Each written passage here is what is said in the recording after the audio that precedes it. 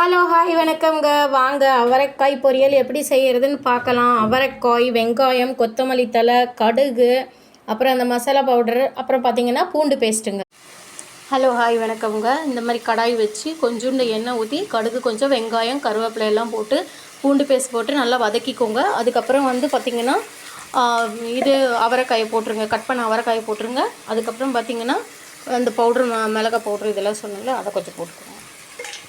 போட்டுட்டு நல்லா இந்த மாதிரி வதக்கி விட்டு சிம்மில் வைங்க.